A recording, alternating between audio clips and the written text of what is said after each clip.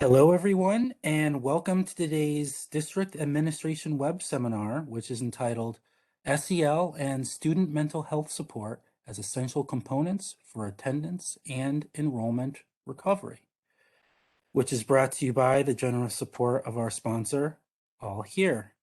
All Here, eliminating every barrier to student success. With All Here, students and families get access to always-on personalized support for school and academic success over text.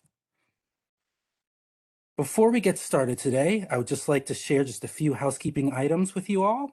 If at any time you need any technical support today, please use the chat panel, which you can find on the right side of your screen. Then select on my name, which is Stephen Blackburn, and then you just have to type your message and I'll get back to you as quickly as possible. If you don't have any computer speakers, or maybe for some reason you prefer to listen privately, I'm going to be submitting a phone number and access code in the chat that you can dial into that. So look out for it. We will also be welcoming any questions that you have today at the end of the presentation with a Q&A session at the very end. And you can submit any question by using the Q&A panel, which you can find at the bottom right side of your screen, and then send your questions to all panelists, which should be the default option. If you don't see the chat or the Q&A panels, just look again to the right side of your screen. Then you just have to click on that expand triangle right there, which is directly in front of the panel name, to make sure you have access to it. Also, the last thing I'd just like to mention before we get started, if you would like to access the web seminar today at a later time, you'll be pleased to know that everyone who is registered and who is attending will receive an email later today, or later tomorrow, I should say, excuse me, with a link to the slides as well as an archive recording. And now it is my pleasure to hand things off to our moderator today, Kristen Diamond, who is the Vice President of Marketing over at All Here. Hi, Kristen. Great to have you with us today. Hi, thank you, Stephen, and thank you all for joining us today for the webinar discussion, SEL and Student Mental Health Support as Essential Components for Attendance and Enrollment Recovery. As mentioned, this webinar is hosted by District Administration and sponsored by All Here Education, and we'll be featuring a discussion by our panelists, Joanna and David. We are thrilled to have the opportunity to discuss such an important topic with you guys today. All right, so now let's meet our speakers. We're joined by David Adams, CEO of the Urban Assembly and board member at CAUSL, and Joanna Smith Griffin, founder and CEO at All Here. If you are active on Twitter, we have included David's and All Here's handles to keep the discussion going. All Here will be live tweeting during today's presentation if you'd like to take a look. Before kicking off to Joanna to lead the discussion, I'd love to introduce our panelists further and share more about the wonderful communities that they represent. All right. David is the Chief Executive Officer of the Urban Assembly. He started with the UA in 2014 as the Director of Social Emotional Learning, where he created the Resilient Scholars Program, RSP, a unique approach to integrating SEL into curriculum and classroom practices across the UA network. RSP has grown into a national program, serving schools and districts in Los Angeles, Houston, Syracuse, and other cities. As the Senior Director of Strategy, David led the expansion of the organization into a model provider of school support, with an emphasis on innovation and equity in public education. In 2021, David received the Champion of Equity Award from the American Consortium for Equity in Education. David sits on the board of CAUSL and is the author of The Educator's Practical Guide to Emotional Intelligence and a co-author of the textbook Challenges to Integrating Diversity, Equity, and Inclusion Programs in Organizations. He is a civil affairs officer in the Army Reserve and holds an M.Ed in Educational Psychology from Fordham University. Thank you, Kristen, for having me. Yeah, thank you, David. And next we have Joanna Smith Griffin. She is the CEO and founder of All Here, an ed tech company improving attendance and student success with mobile messaging powered by AI. Before founding All Here, Smith Griffin taught middle school mathematics and served as director of family engagement at a charter school in Boston. After extensive research and launching her own chronic absenteeism campaigns while receiving her bachelor's degree in liberal arts at Harvard University, Joanna formed All Here and the Harvard Innovation Lab to support school and district leaders looking to improve learning and life outcomes for K-12 students. Joanna, now I'm going to pass the torch over to you to lead the discussion today. Thank you so much, Kristen. So we are excited for this panel this afternoon. And to set some context for everyone, due to COVID-19 and ongoing racial violence, today's students are dealing with significant hardship, anxiety, stress, unfinished learning, and absences from school to an extent that we've never seen before. And what research shows is that state leaders in many states are not doing enough to ensure that schools and school systems have the guidance and the support that they need to address students' social, emotional, academic, and mental health needs. And supporting the social, emotional, academic, and mental health needs of students and families is critical in this moment. Our discussion this afternoon is going to center around the fact that too often school systems tend to treat social and emotional learning separate from academics. And in fact, many choose to focus narrowly on sending days missed mailings to parents or changing student behavior, rather than implementing the policies and the practices that build relationships with students and create learning environments that equitably support and integrate social, emotional, academic, and mental well-being and growth. Given that we find that states and local school systems can play a critical role in helping to ensure that all students have consistent and high quality opportunities to develop and grow and learn, we want to take this opportunity to briefly look at 5 areas that are impacted by SEL. So we'll talk about this afternoon the state of SEL, attendance, enrollment, professional development, student, family, and community engagement, as well as innovative approaches to expanding the supports that kids have. So we'll have plenty of time also for Q&A. You're welcome to either hold your questions to the end or to enter them in to the chat at any time. And with that, let's kick it off. So David, let's dive right in. So we're so excited to have you here this afternoon. And it felt really important to ground the discussion in the fact that in today's environment, there is pushback politically to SEL. A recent Ed Week article, for example, recounted state ed leaders who were pitching a SEL program, only to have that plan compared to the dystopian behavior control in the novel Brave New World.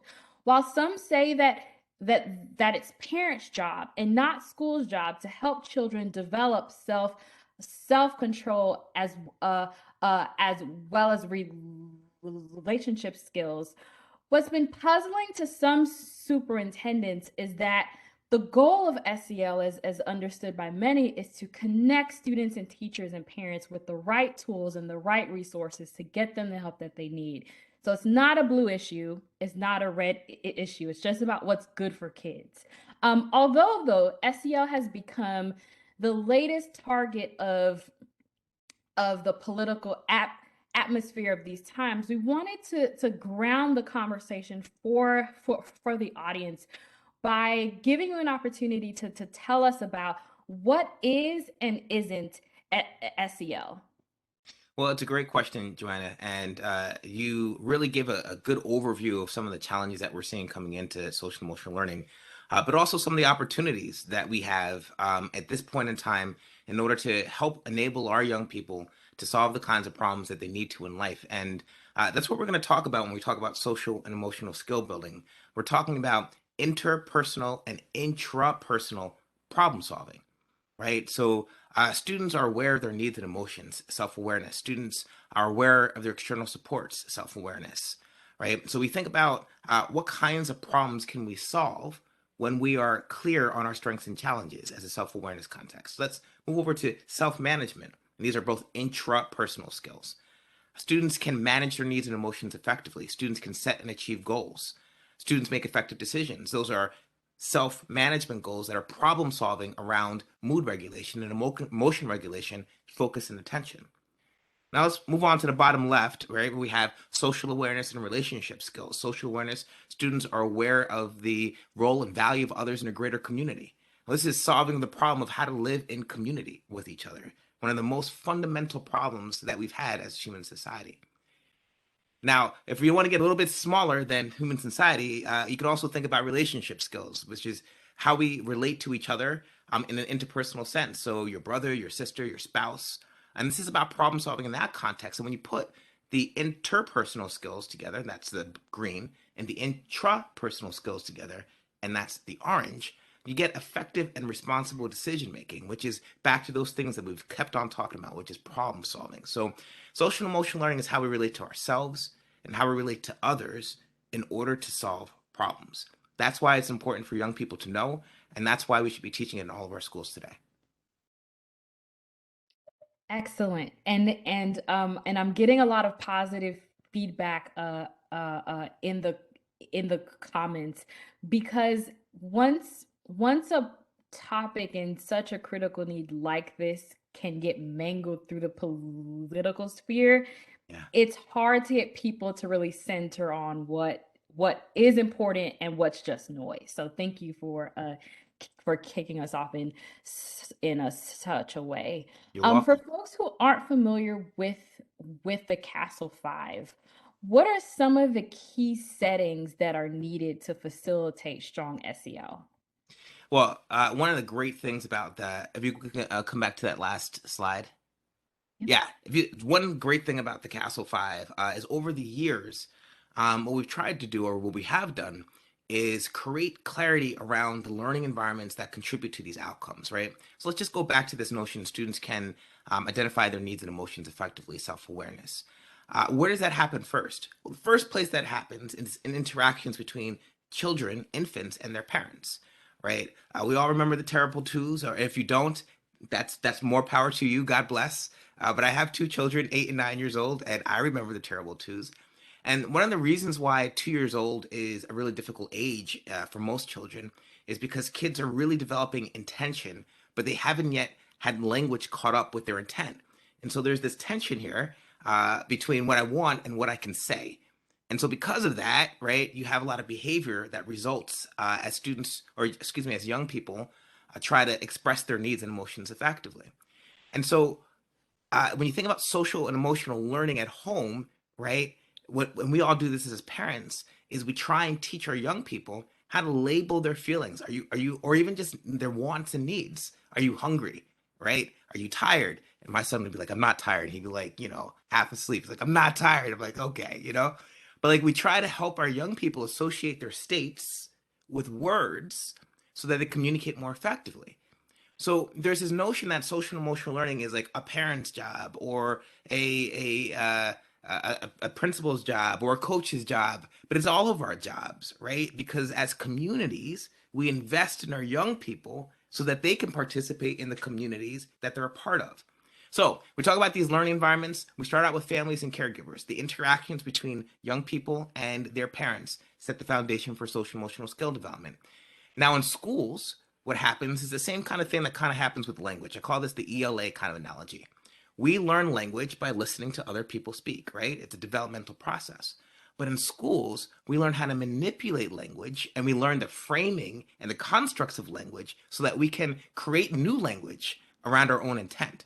It's the same thing with social and emotional skills. We learn how to calm down by having difficult things and starting to calm down as children. But in social and emotional learning, we're actually learning explicitly these strategies and how they work with their brain and how they calm down our system, which gives young people more power over how they deploy those strategies to be successful. So the difference between implicit understanding, right, unconscious skill, and conscious skill. When we're consciously skilled, we can do more things with the things that we're trying to accomplish. So same thing with ELA. We're going to learn how to speak if we just hear language as young people. But we're going to learn how to manipulate speech. We're going to learn how to elevate our speech by learning the constructs of speech. And that's the social and emotional learning. That's the schools. You got our communities. You got your coaches teaching us how to be responsible, show up to practice on time. You have your churches teaching us about social awareness, what it means to be part of the community. You have your Boy Scouts. You have all these other institutions that are also supporting the social and emotional learning and outcomes of young people. And on the bottom side here, you have direct instruction, which is what I talked about before, understanding skills, right? Literally understanding how to take a breath, calm down. What are the physiological brain pieces about that? Culture, practices, and policies. If I have a zero tolerance policy in my school, but I'm trying to teach self-management, right? Those two things are not in alignment. Then we talk about authentic partnerships and aligned learning opportunities. So these skills are then integrated into the curriculum so that our turn and talks, for example, also support relationship building. So at the end of the day, everybody contributes to the social and emotional learning of young people. And at the end of the day, even if you're not teaching social and emotional learning curriculum, you're still impacting the social and emotional development of the folks in your school. So let's do it on purpose. Let's be intentional. Let's come together in community and make sure young people can solve the problems that we need them to solve. Absolutely. And what we've also seen is that when folks fail to recognize the level of or even responsibly use the level of intentionality that everybody can have to impact the social and emotional well-being of a child, there are consequences, right? Failing to do so is not neutral in and of itself. Every action or inaction matters. For folks who want a summary of the Castle 5, it is here and will be in the slides as well. But shifting to some of the implications of what happens when we don't see that level of intentionality to managing SEL work. The pandemic has everyone talking about like learning loss and surfacing concern about students falling behind due to the disruptions of the past few years. But one of the things that we've heard more recently is that, the instinct to simply double down on academics is not the answer. In fact, attending to the social and emotional wellness of kids can help to create the conditions for learning to happen. Research shows that decreases in students' social and emotional wellness can contribute to these losses. David, in your expertise, are we doing enough to shift the conversation from learning loss to addressing the wider range of issues that children and families are facing at the same time? Well, it's another great question, Joanna, and I appreciate it. And I also really appreciate when people say that I have expertise in things. I gotta talk to my kids. They're very skeptical that I have expertise in anything but Smash Brothers, but I will let them see this video so that we can let them see it over and over. That's right. We can put them on the right track. There's this notion that learning happens when information is transferred from like a teacher to a student, right? And one of the things I noticed going back to my children is that when you watch teachers teach in remote learning, one of the key things that they were missing was the ability to observe students struggle with different tasks. Like, how do students learn, right? Just being able to observe, watching, where were the stressors? Where are the things that they struggled with? And because you had one screen for all kids, really interact with students in ways that helped them get over those hurdles. And so the idea that more is better, right, is not necessarily backed up by some of the research that you've put here before us. The social and emotional dimensions of learning matter, and they matter insofar as how students motivate themselves to learn, how students overcome challenges and obstacles, how students are able to focus. I'll give you a good example. I started playing piano when I was like 8 years old, right? And as an 8-year-old piano player, it wasn't bad. It wasn't great. and I ended and stopped playing piano. Well, I still play piano now. It's in the background. But like hardcore stopped playing piano maybe 2 years out of high school. And when music teachers learn how to play piano, they're a lot older, and they have to learn how to play all these different instruments. And the advantage that music teachers have, as compared to my 8 years old self, is focus. You see, piano playing, like most things in life, is based on practice. And the more you practice, the easier it is to get your muscle memory under your fingers. And the difference between like a 17, 18, 19-year-old learning how to play piano in music school and an 8-year-old is that they can deploy focus a lot more intentionally than a 8-year-old can. And so the rapidity, the speed in which they learn how to play is a lot faster. So a 21-year-old playing piano often can get like 6 months of piano and learn what I would have learned in maybe 4 or 5 years, right? Because they can compress that time. And the point that I'm making here is that there are cognitive dimensions to learning, and we all understand what they are. You have Piaget, you have accommodation, you have assimilation, you have schemas that create and organize information in our brains. Um, and there are social and emotional aspects of learning: focus, attention, motivation, right?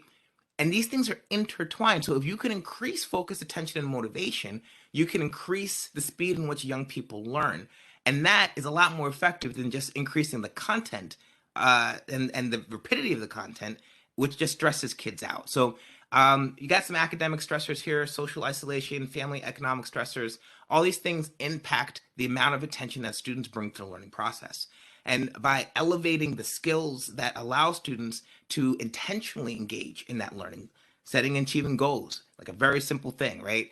People ask me about this all the time. The most important thing that you can do for children is help them set goals, right, around what they're trying to learn in any given space, because goal setting is related to motivation. So at the end of the day here, I think we're agreeing with each other, Joanna, that uh, the speed in which content is delivered has a lot to do with the social and emotional dimensions of learning and how well students are integrating and accommodating that information, not just in an intellectual sense, but in a sense of how where they're focusing, motivating themselves, and engaging in the new information.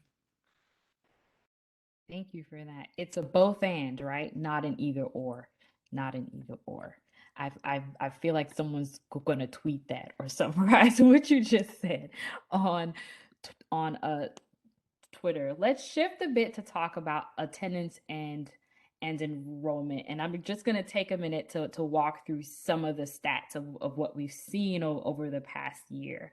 So we know that COVID has presented widespread challenges to schools and their stakeholders, not the least of which are declines in enrollment and attendance among K to 12 kids.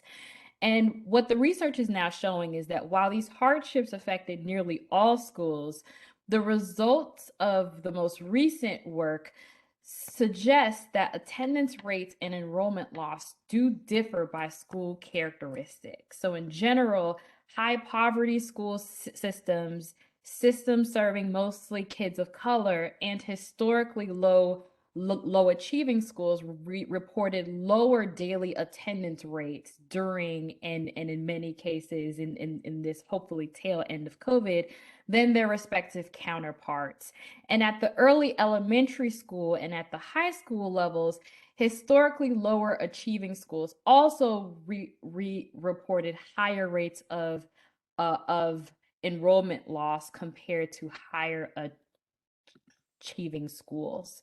What we've also found, or what the research has also shown, is that school systems that serve traditionally marginalized youth face lower attendance rates and a higher rate of enrollment loss in the 2020 to 2021 school year. These disparities are important not just on the surface, but because they may also end up exacerbating gaps in opportunity and achievement outcomes that existed pre-COVID. And it highlights the needs for supports that can minimize the effects of these trends as school systems are beginning to prepare to transition into a post-COVID era.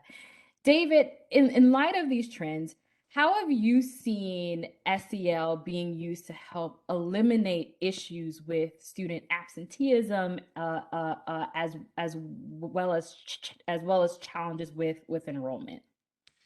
Well, this is a complex issue, Joanna, and I would not be one to reduce a complex issue to a single solution set, like social emotional learning.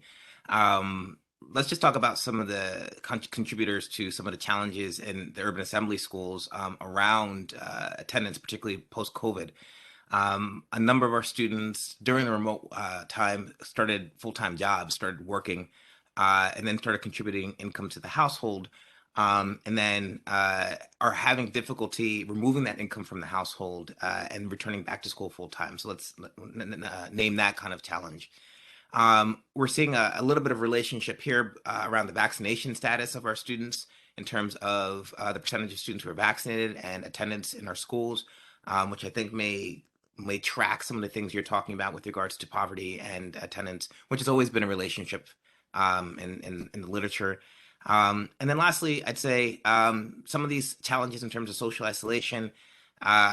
We've had students who, in the context of COVID, became attached to what I would say not pro-social or organizations that are not pro-social, right?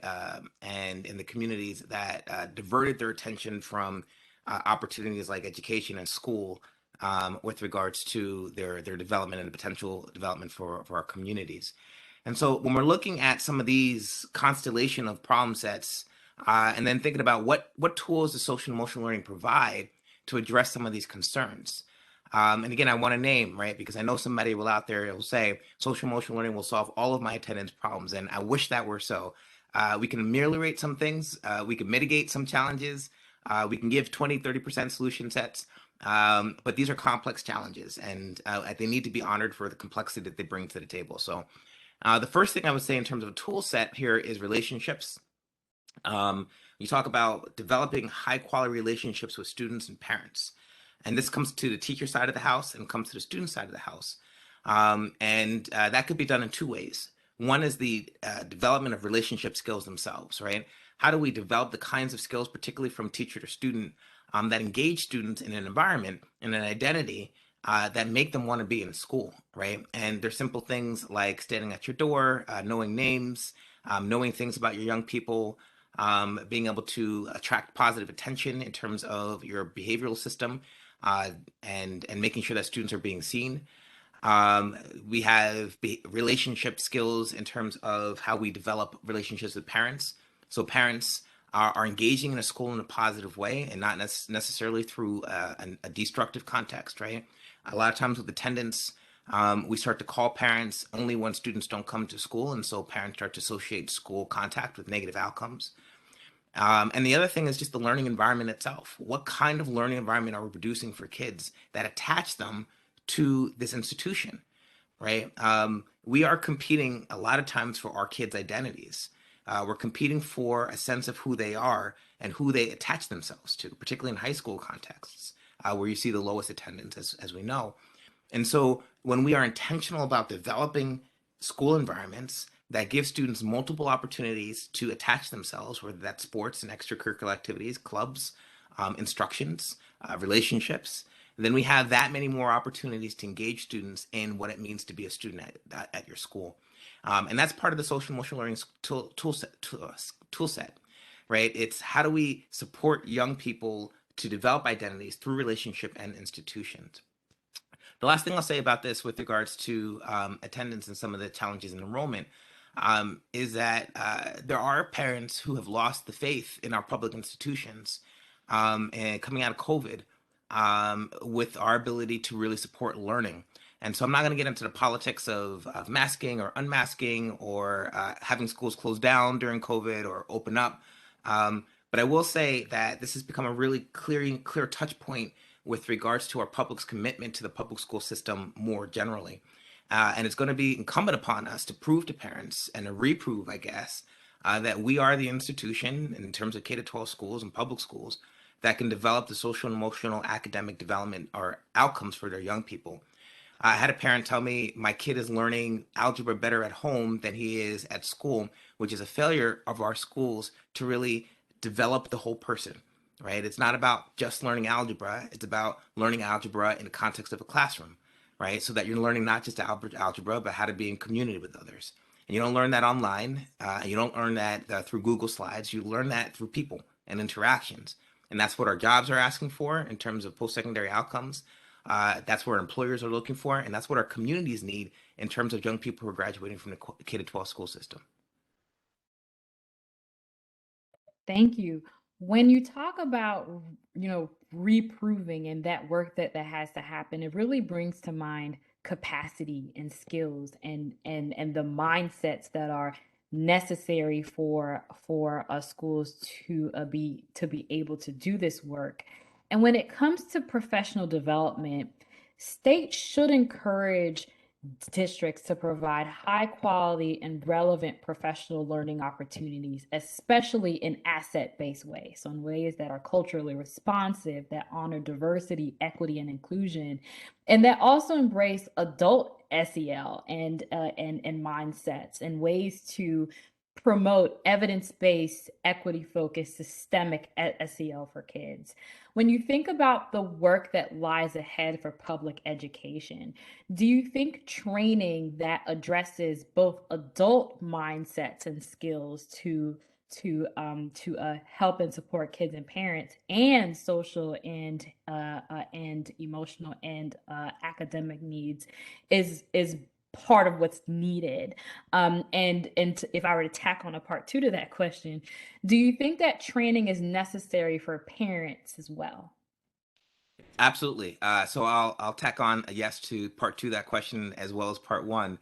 Um, but I think there's this idea that social and emotional learning is maybe separate from the teaching and learning process. But let's just think about a classroom. Let's just come up with 25 kids. Let's say it's an elementary school classroom. They're working in small groups, and let's go back to remote learning here. What is the teacher doing as she or he is circulating amongst that classroom? They're going to be looking at two things, right? They're going to be looking at processes, how are students engaging with the work, with each other, with the concepts, and they're going to be looking at work products, which are ways to make thinking visible, right? How the student made their thinking visible. But if you're thinking about how teachers are paying attention to students, right, then you're going to be developing a teacher's sense of how to pick up on social cues. Are students struggling with this material? How do you know? Are students engaged in this concept? Well, how do you know? You're paying attention. You're focusing in on the student. Let's say you see that you're losing a lot of kids in a lesson because your pacing is too fast. Well, the only way you would know that is because you're really paying attention to how students were engaging in the concept, right? Again, back to social cue recognition. And this is a social emotional skill. Let's talk about error identification and misconceptions. You're looking at a student paper, you're grading, and you asked a question, and a student wrote an answer, and you can see there's a misconception between what you expected the student to think about and how the student thought about the question. Now, if you're a high quality or experienced teacher, I should say, right? What you're going to do is you're going to stop and you're going to think and you're going to take the perspective of the student and you're going to say, what did he think or what did she think I was asking them based on this artifact that I have? And how can I refine my learning and reteach this concept in a way that addresses this misconception? Now, if you're a novice teacher, you might just say, this is wrong, -5. You see, and that doesn't help student learning. So there is this idea that there is this beautiful kind of high cognitive approach to learning in which information is transmitted from teacher to student. And then there's this social and emotional thing. But it's not that, right? And Joanna, you talked about this. It is a single process of social, emotional, cognitive development in which learning is the result of engaging students' social, emotional, and cognitive dimensions.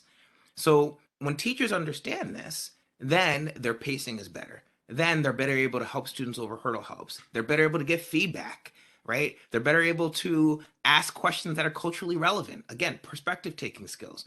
They're better able to engage students on things that matter to them. Look, my sons love Naruto, right? They love Naruto. They love all sorts of anime. And I can ask them any problem set around Naruto and they will solve it. Right? If I were to ask them in an abstract, they'd be less engaged in the concept itself. So all these things matter to teaching. And not because I said so, but because that's part and part of the teaching process, and particularly the learning process. With regards to parents, I already talked about this, man. Anybody who has children knows that it is a social and emotional journey. It just is what it is. And as you watch your children grow, it's about helping them label emotions and solve problems in constructive ways. And when we say constructive, it means that it builds, right? The opposite of constructive is destructive. And so we have two ways of solving problems: things that destroy, destructive, or things that build, develop, constructive.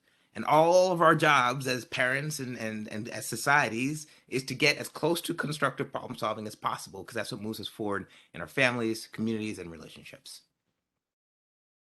Absolutely. And I'm going to pull this question up from the chat because I think it's relevant now. But as you're talking about, part of a strong, robust teaching practice is recognizing that SEL is an integrated part of how learning happens, right? It just is what it is. Jill Craft is asking, what do you see as the role of the classroom environment itself? So, for example, posters, messages on the walls, lighting, music in the background. And she says she's observed some classrooms where the classroom itself, the environment, can set the stage to function as a positive part of uh, of of this process. Now, I can think back to my teaching days and think of the opposite as well, to where, environment can really complicate efforts to educate the whole child. How Yeah. how do you see that play play into how learning happens? Well, it's a great question, and I don't know that there's a single answer, but I can give you some examples about how different environments either enable or constrain social emotional development, right? So, um, uh, an enabling version of, I think, social emotional development is when the teacher includes really clear instructions or expectations in the classroom, um, clarity of expectations, and clarity of ways for students to engage, for example, teacher attention, reduces the stress and allows students to focus that learning attention on the task and the assignment rather than, for example, accessing the teacher's attention, accessing external supports, right? Simple things, posters like "Three Than Me," ask a peer for your help, ask another person, right? Think to yourself. These kinds of processes reduces the cognitive load that students have to go through in terms of how to operate in the classroom. And the less cognitive load they have on their basic day-to-day operations, the more attention they have on this really tough English question, right? On how to understand the characteristics of I don't know, of something in English. I'm sorry, it's not my background. So the more we create structure in things like how to access attention, what are expectations, what should we be doing, clarity of expectations, those things increase the available energy for students to manage their emotions towards the challenging task of learning as it is. Now, let's go back to another example in terms of a chaotic learning environment in which students don't feel safe, expectations are not clear, interactions are negative in terms of peer to peer or teacher to student. All these things take up mental cognitive space. All these things take emotional space up. You're worried about threats in your environment rather than worried about the assignment that you have, which is already threatening, right? I mean, for anybody who's had to learn something new, it already increases your anxiety. It increases the amount of energy that you have to devote. And so when you have these threats in the classroom, and there's not a really good classroom organization, there's not a clarity of expectations, it reduces the amount of energy students can expend on learning. And that's why you see differences in different communities and different classrooms with regards to on-task behavior and focus and executive functioning, because it is a finite energy source. We are not infinite in our ability to focus on a thing, and so every distraction from the task takes away from our ability to think about how this concept is integrating into our existing schemas and how we think about ourselves in the world. Again, I'm drawn back to your comment that it's a both and, because without understanding how all of that impacts a student's capacity and energy to learn, we assume that the work to be done is only content, and it's not that. In fact, it reminds me of once we did a roundtable of high school youth, and one of the high schoolers shared that, I had missed a couple of days. I was sick. And when I came back to school, the first thing that an adult said as a student walked onto campus was, "Oh, look who decided to show up." And that student described it as kind of sucking away their energy and their ability to be able to focus on the classroom environment, because now they had this anxiety about being perceived as not engaged, not caring about school. So as we think about, the necessary the necessary conditions for learning, ensuring that adult mindset and skills are really prepared to support students as whole children, as whole beings, is really hard to overstate how important that is. And Joanna, if I could just take one more second on this, going Please. back to this notion of self-management, right? It is both an internal regulation from students, and it is a external function of the environment, right? So the more consistent the environment is, the less resource of self-management students have to pull for themselves. We still need to teach students self-management skills because not all environments are going to be perfectly conducive to learning. So that creates flexibility in the learner. And that's why it's important to both maximize your learning environment, right? Create environments in which students don't have to put energy into accessing self-management skills, but also teach self-management skills so that students are flexible and can learn in different environments. And that's that interplay when you first asked the question, right? It's both and. It depends on students, it depends on the environment, but we need to invest in both spaces, quality learning environments and skill development, so that young people can go out into the world and when the bus is not there on time, right, still solve problems, right? So that's the key. If we just focus on these learning environments and say we will create pristine and optimal learning environments in which students never have to activate self-management skills, then when they get out into the world and the bus is not there and they still have to get to work, then they will not have had opportunities and experience to activate these skills, then solve the problems, be successful. And that's why we need to do both at the same time. Both at the same time. I hear somebody tweeting that right now. Earlier, David, you touched on really the importance of student, family, as well as community engagement. And there's a robust body of research here that strong partnerships between educators, students, families, and communities are essential for social, emotional, and academic development. It's also important that school leaders ensure that the voices of students and families are reflected in and centered in policy and practice. As a national leader and an expert, and feel free to tell your kids that, is it important to you that parents are engaged in SEL and what's being taught to their kids? Look, Joanna, I've seen across the country, right, this real focus that says parents drive education. And I want to really ground us in this notion that an educated citizen, an educated child, K to 12 space, an educated graduate is of benefit to our entire community, right? We fund education not as just tax parents, but we tax our whole community because all of our communities are investing in an educated young person with regards to what they can bring back to our society. And so parents are partners, and they're really important partners, right? Because they are giving us one of the most precious things that they have, which is entitled or trusting us with their children to help develop their children to be part of the world. Now, to be fair, during the pandemic, I was ready to give that trust back to the school because it's been 2 years of me and my children in this house.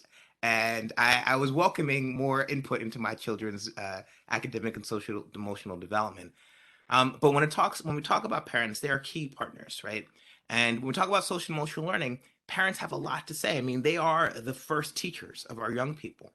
And I think when I've talked to parents about things like making good decisions, like solving problems, like learning how to manage our emotions constructively, learning how to build relationships, I've rarely heard pushback against these kinds of concepts and these kinds of skills, because these are the kinds of skills that we all care about as parents, right?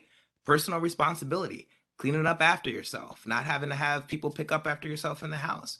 I've watched parents with students with multiple disabilities, students who are really having difficult time engaging in the world, still engage their young people in what it means to be part of their family by having them take on whatever responsibility they could take on to support their family. So I think there is a political side of these pieces, and I recognize that it may not be the argument that folks want to make in terms of the relationship between parents and schools. Um, but this is the truth. We are working in partnership as one institution of society, education, and the family to come together so that young people have the benefit of educators who've gone to school, parents who love their children, and we can benefit our communities who then have young people who are ready to contribute to college, career, and everything they're doing in society. Excellent. Thank you for that. Let's take a minute to touch on innovation and examples of innovation that you might see in the field. When it comes to innovative approaches to expanding the supports that kids have access to, multi-tiered systems of support, MTSS, also known as wraparound services, can be used to ensure that all students have access to resources, so overcome academic and non-academic barriers to success. What are the resources that you recommend to provide to students to overcome some of these barriers to success? Well, first, Joanna, I think the most important thing that we need to do across every single school in this country is ensure that all students have opportunities for social and emotional skill development. Again, this is about young people. We could have the most pristine learning environment, but kids can't take learning environments with them when they graduate. They can take skills with them, right? And so these things work in tandem together to help student learning, but also help student development. So the first thing we need to understand is high quality, universal social and emotional skill instruction supports student outcomes, school, life, and in the world of work. Secondly, we need to think about how we understand some challenges when we see them in those social and emotional outcomes by naming the social and emotional dimensions of learning really clearly, right? So that means that students should understand their social and emotional strengths and challenges. They should understand and be able to articulate their goals. What am I working on? I'm working on my personal responsibility. What am I struggling with? Or excuse me, what am I strong with? I'm really strong with my self-management. That needs to be clear to young people so that they have the clarity to do better, as well as elevate their strengths. And then lastly, we need clarity up and down that MTSS structure, right? If you have a guidance counselor or social worker working with a student and using clinical language to think about their social emotional development, and then you have teachers using social emotional language, there's a disconnect here, right? So asset-based language is language that focuses on strengthening areas from a child. And when we use asset-based language, and that's endemic to the social and emotional context, improve student self-management, enhance student social awareness, enhance their relationship skills, enhance their ability to identify, think, feel, and act. That's what we're trying to do, right? We're not trying to reduce their cognitive disorder. We're not trying to depress their oppositional defiance. We're trying to increase their awareness of their needs and emotions so that they can activate self-management strategies and solve problems. That's a framing that empowers young people, empowers parents, and empowers teachers, and make sure that we're focusing on what we care about, solving problems for our kids, for our schools, for our communities. Mic drop. David, thank you so much. I know that there are a couple of questions that are in the chat.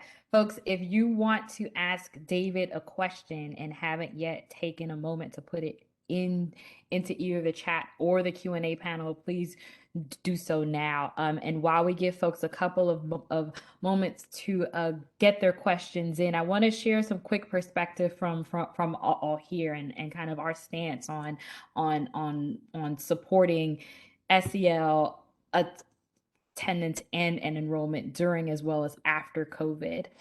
So as we mentioned at the top of the hour, what All Here does is provide families and students with free 24/7 support via text. So we're here for everything: school, attendance, enrollment, anxiety, and most, not all, of the challenges in between. The service is powered by AI as well as full-time family success coaches who work in a remote context.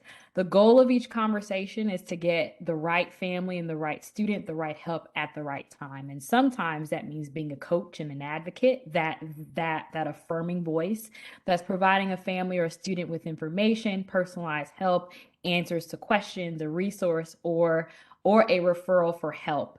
And sometimes it really just means being there and being able to really hear out families talk about the challenges that they're facing in and out of school. And a conversation with the family over text usually lasts anywhere by 15 to 45 minutes.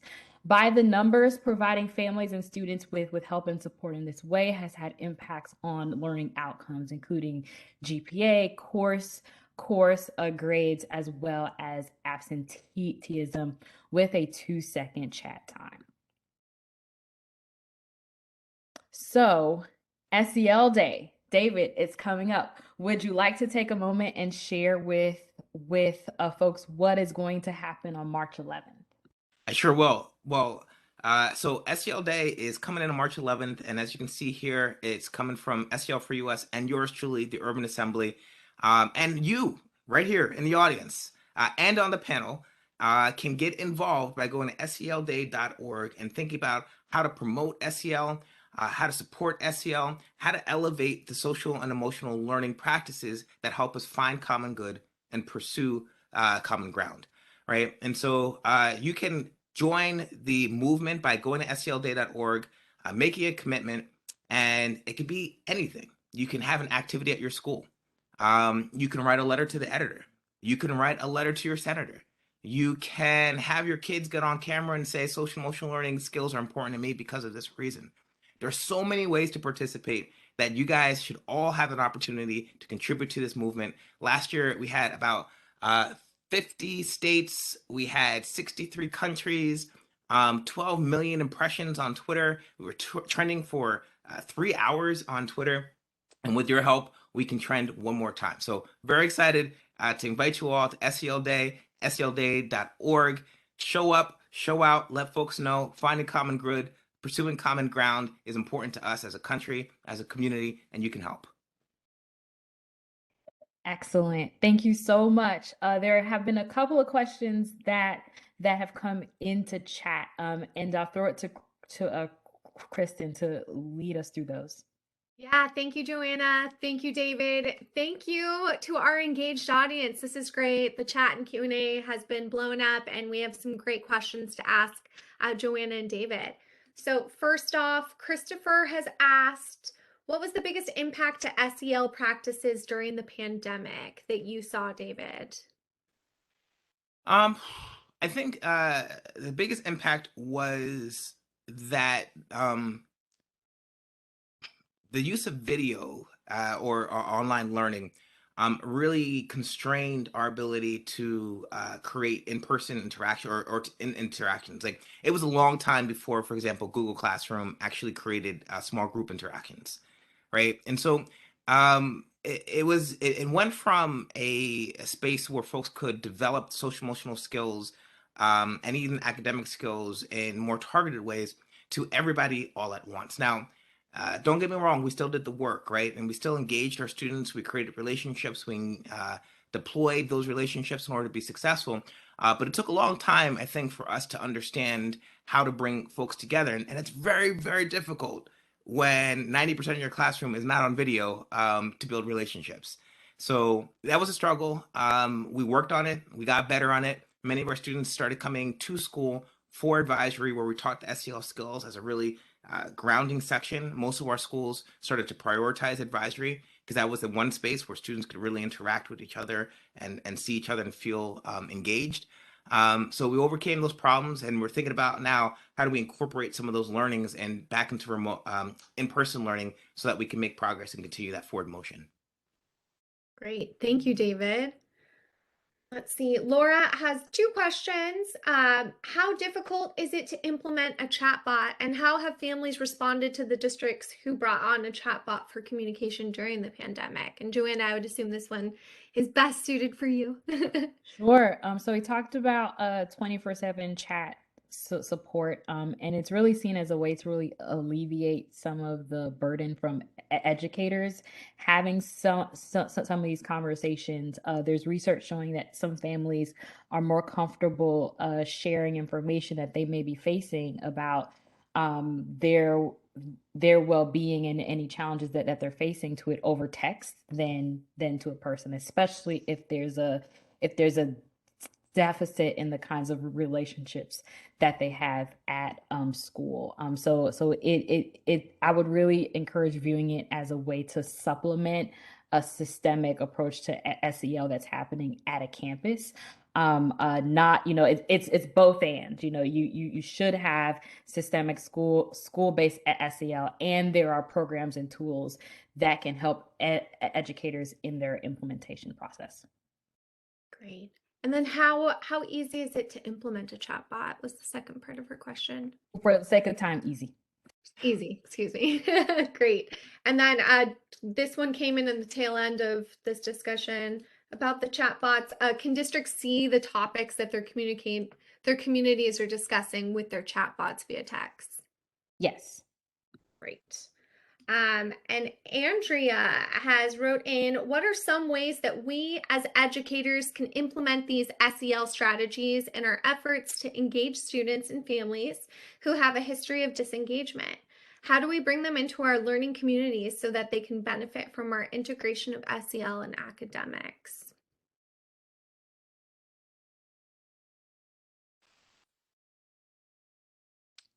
David, that This was one's a all long you. one. Yeah, Yeah. great. I think so. One of the things I think when we're thinking about this notion of disengagement and engagement is that at every section of the spectrum, we have an opportunity not interfere, but to create some interventions, right? To intervene. That's the word I'm looking for. Um, and so I think one of the key things here is really tracking our data and paying attention to students across the year, the week, the month.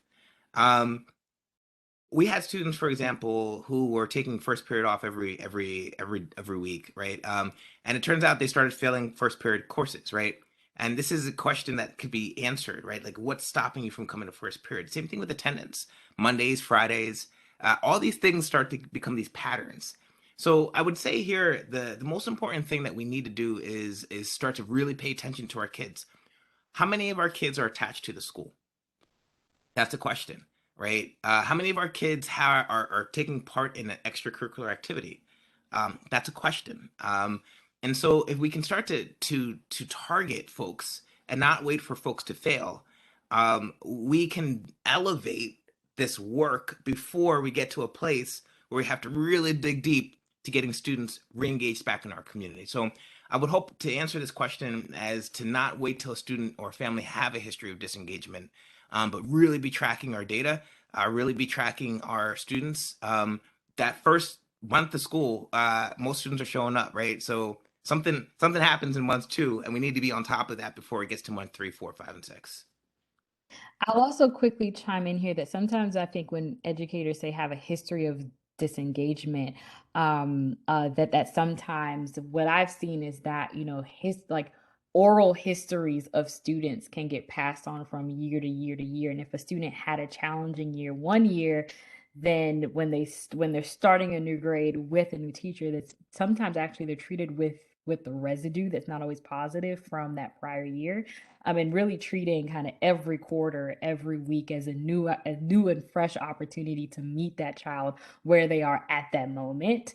It really helps, I think, in terms of implementing implementing the best practices shared with a sense of, meeting the needs of people where they are in the moment.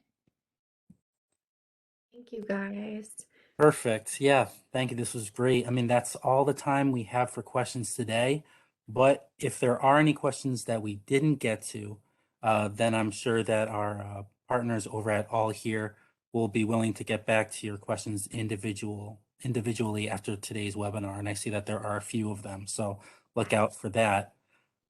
Speaking of which, as I go through my closing slides in a few moments, please feel free to continue submitting your questions. I'll share them with All Here following the event today.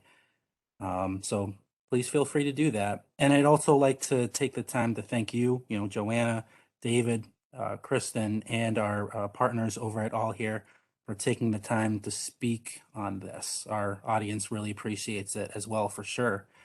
And speaking of our audience, I would also like to thank you, our attendees, for joining us today as well. For those of you, who particularly enjoyed our presentation today, there are many more upcoming web seminars like this one that are provided by District Administration, which is the leader in editorial coverage of news, trends, as well as current issues in K through 12. We have a wide range of readers like all of you who subscribe for free to DA, and they stay up to date with us through our print magazine, newsletters, and web seminars like this one. Also, if you would like to watch this web seminar again, or maybe for those of you who, who believe that the solutions that were provided today would be helpful to your colleagues, you'll be pleased to know that our team at DA, we will be sending you an email later tomorrow with an on-demand recording of this web seminar and the link to the slides. So with that, on behalf of DA, this is Stephen Blackburn. Thank you, everyone. Take care, be well, and stay safe, everyone. Thank you very much. Thanks, Have a great day. everyone.